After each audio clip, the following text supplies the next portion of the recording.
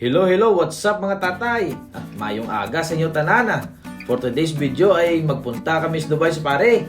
Ating bisitahin at kumustahon mga iba't ibang hayop doon Pero bago ang lahat, para hindi tayo magtalang, mamangko tayo kay Manang At tinuro niya kami sa mga pagong daw pagulong-gulong. Sus Mariosep, sabi ko sa buong buhay ko, ngayon na ako nakakita ng pagong na ganito kalaki ba? Pati pato, meron din dito. Nagpunta din kami sa iba't ibang klase ng ibon. Ang anak ko di talaga mapakali at tuwang-tuwa sa mga nakikita. Parang ngayon lang nakalabas sa lungga Ang mga ibon dito, kahit tuslukin mong buntot, hindi magsarurot.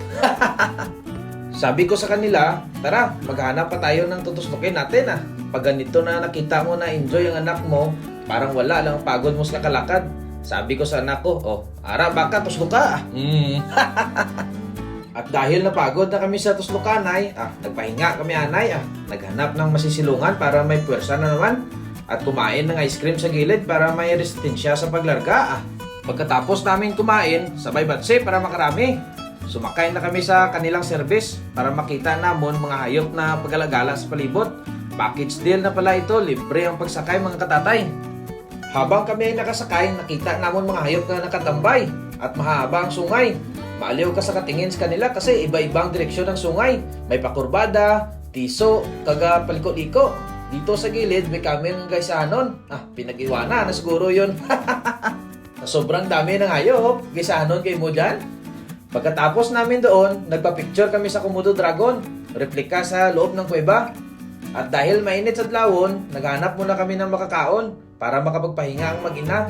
Ang problema kung saan ang karinderya. Ikaw ba naman gumala sa 119 hektarya? Ganyan kalaki ang Dubai sa pare. Pero huwag kayong mag-alala mga katatay kasi may mga sasakyan naman na pwede masakyan. Pagkatapos ng 15 minutos, nalinakad namon, sana makahanap ng masarap. Sabi ko sa asawa ko, itulak mo lang ang stroller kay video kayo para mag-surrender sa katulad ng stroller At sa labas pa lang at sinalubong na kami ng waiter at binigyan ng mga order.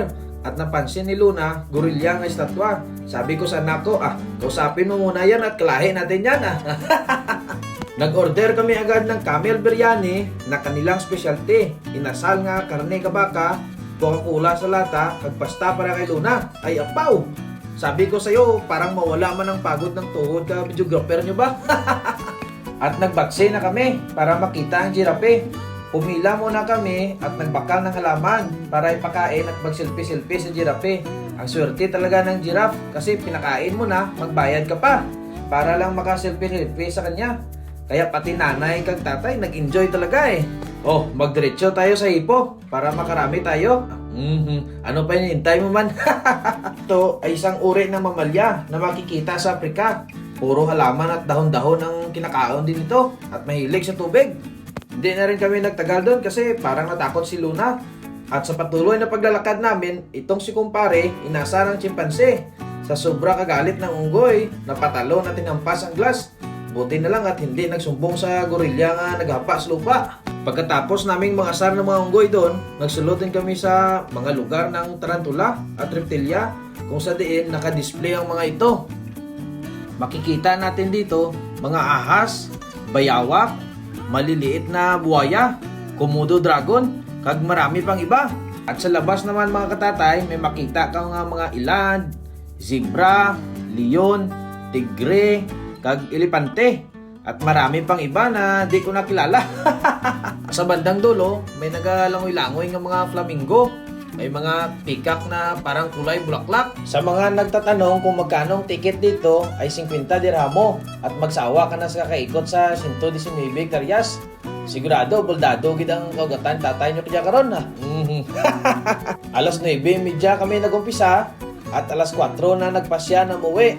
Marami pa kaming hindi napuntahan kaso may mga bata kami na inalagaan at kailangan natin magpila para makasakay sa tinatawag nila na eco-taxi.